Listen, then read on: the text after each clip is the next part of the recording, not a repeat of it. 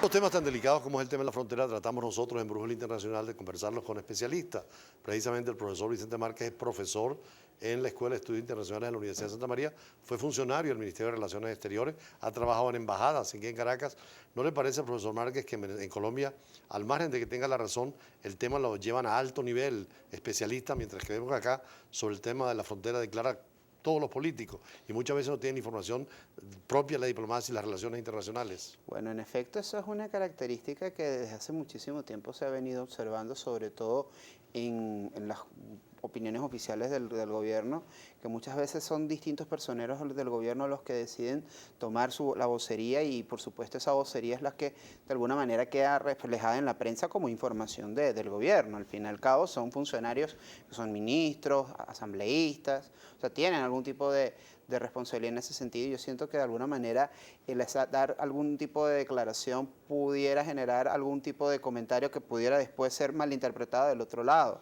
Ahorita bien precisamente el presidente Santos ya es un tono mucho más subido. Esto podría llevar a una ruptura de relaciones diplomáticas que no sería, por supuesto, la primera vez. Por supuesto, en efecto, no sería la primera vez más, sin embargo, considero de que todo el terreno pareciera ir hacia un escenario de ese nivel. Sin embargo, yo creo que el papel aquí de UNASUR y el papel de la OEA ahora va a ser mucho más importante porque precisamente lo que se quiere es repetir los escenarios del 2009 y 2010, cuando el gobierno en aquel entonces del expresidente Uribe y el difunto presidente Chávez llevaron a una ruptura prácticamente total de las relaciones bilaterales.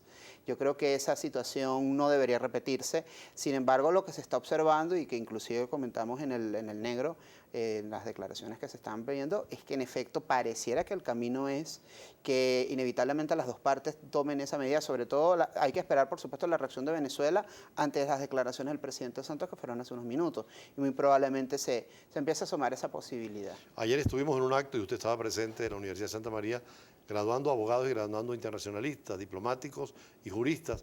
Y había el criterio cuando oíamos las intervenciones de que ojalá que la diplomacia fuera más profesional, sobre todo con estos jóvenes que están graduándose, algunos inclusive han puesto a usted como epónimo en algunas promociones. Sí, en efecto. Por supuesto, el tema de formar al servicio diplomático es fundamental. Ahí, por supuesto, entra el tema del impacto del flaco servicio que le hizo en su momento la actual ley del servicio exterior venezolano, que de alguna manera le dio más cabida a lo que son los funcionarios al libre nombramiento y remoción y dejando un poquito de lado lo que son el funcionariado de carrera. Ahorita eso no existe en sentido práctico en nuestra Cancillería. Eso es lamentable, hay que decirlo. Y eso de alguna manera lleva a que de alguna forma la preparación del personal que va a las embajadas, que inclusive participa en los trabajos de las distintas comisiones del ministerio, no sea quizás el más idóneo en ciertos temas.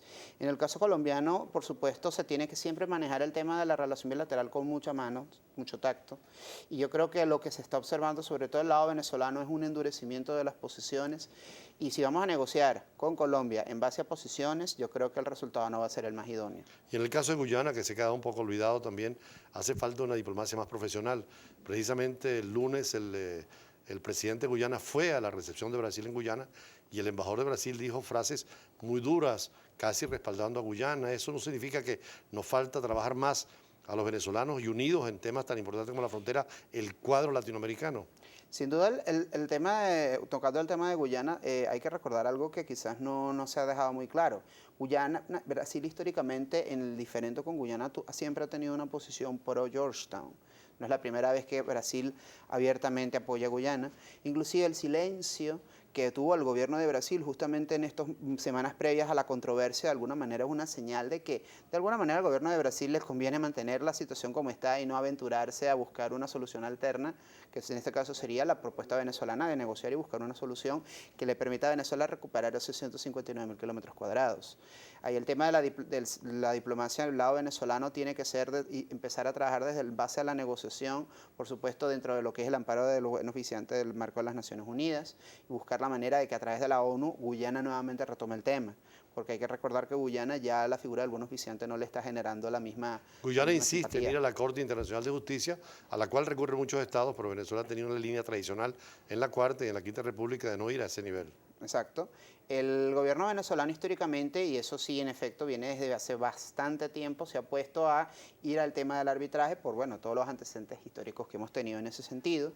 Y de alguna manera eso ha sido quizás una forma de buscar la solución por la vía bilateral, que eso quizás ha sido la tesis que Venezuela siempre ha defendido, pero por supuesto en el tema del asesoramiento, el tema de la preparación de nuestro personal o de nuestros negociadores es clave a la hora de ir a estos foros, porque evidentemente la parte guyanesa va muy bien preparada y se ve una uniformidad de criterio más allá del gobierno de turno, cosa que quizás en el caso venezolano no se ve de la misma manera. Otro tema que ha conmovido mucho a América Latina es lo que llaman la primavera latinoamericana, emulando lo que fue la primavera árabe hacia la democracia, con todos los problemas que todo el mundo árabe, pero Guatemala ha dado el ejemplo de que el pueblo puede quitar un presidente cuando ese presidente es corrupto, cuando gobierna mal, al presidente y al vicepresidente, y va pacíficamente a unas elecciones y va a una segunda vuelta. Bueno, en efecto, la preocupación ahorita en Guatemala es, la movilización ciudadana permitió que los actores políticos llevasen a juicio al expresidente Otto Pérez y a la exvicepresidenta Valdetti.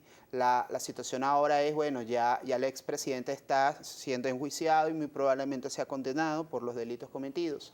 Ahora la pregunta que hay que hacerse es, ¿realmente la clase política guatemalteca está realmente consciente de lo que está sucediendo a nivel de su población, que ya está harta? Yo creo que eso no se está viendo del todo, porque inclusive un dato muy curioso, no solamente la elección de los dos candidatos más votados, que son Sandra Torres por el lado de la socialdemocracia y el comediante y pastor evangélico Jimmy Morales, sino un dato bien curioso, de los 158 diputados electos el domingo, alrededor de 80 aún están de alguna manera vinculados con escándalos de corrupción. Eso es algo que de alguna manera muestra que el sistema político guatemalteco tiene mucha tela que cambiar, muchas cosas que mejorar, y eso evidentemente el antecedente de hace unos días con la renuncia y la presión popular van a ser claves en los próximos meses, independientemente de quién gane la presidencia. Y es posible llevar a un presidente a la cárcel, es posible quitarle la inmunidad, es posible convocar elecciones y salir democráticamente sin violencia y sin heridos y sin muertos. En efecto, y con un elemento clave, la presión popular, que la comunidad esté realmente consciente y organizada. Eso es un elemento muy clave. Al final, cuando una población está organizada y está consciente de lo que quiere, eso de alguna manera hace que los actores políticos y todo el statu quo de alguna manera busquen canalizar esa presión, porque frente a 18 millones de personas, 15 millones de personas, 10 millones de personas que están pidiendo lo mismo, ningún gobierno puede resistir un cambio. Hace poco pasó algo parecido en Burkina Faso, un presidente quería quedarse en el poder, una rebelión popular con el símbolo de las escobas para limpiar de la corrupción, un presidente que quería más reelección y el pueblo pacíficamente llegó, los militares cambiaron, hicieron elecciones y está un proceso democrático. En efecto. En el caso de Burkina Faso, por supuesto, hay elementos bastante particulares, muy característicos del sistema africano, pero en el caso de estos cambios políticos bajo ese parámetro, el elemento curioso aquí es que al final los actores que hacen el impulso, el cambio definitivo, son gente que era del antiguo régimen, gente que tenía vinculación, que bajo la presión popular, bajo la organización de un grupo de personas muy bien organizadas y una gran masa de gente, se han tenido que ver en la necesidad de dar el paso definitivo, porque de lo contrario el poder iba a caer en manos de la gente y quizás en una situación no tan pacífica se hubiera dado. Inclusive en Burkina Faso, cuando se mandaron los militares a disparar, cambiaron el rumbo, aceptaron al pueblo, sacaron al presidente y un proceso democrático tranquilo, pacífico, con elecciones y con incorporación de todos los no políticos y políticos al gobierno. Exactamente.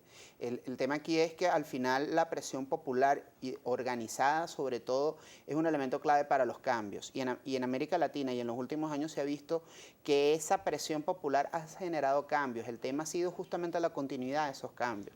Y ese es el temor en el caso de Guatemala, que eso al final se diluye. Finalmente, un comentario suyo como profesor universitario, como internacionalista, el tema de los refugiados, el niño kurdo en manos de un policía, la tragedia de esta inmigración. ¿Qué hacer para la Unión Europea? Bueno, el tema aquí es que el tema de los refugiados es de alguna manera consecuencia de lo que Estados Unidos y la Unión Europea en su momento hicieron en el Medio Oriente sobre los temas, por supuesto, post-primavera árabe. Ahora la Unión Europea tiene que tomar unas medidas mucho más contundentes y buscar la manera de generar un escenario mucho más acorde y más tolerante. Muchísimas gracias, profesor Vicente Márquez.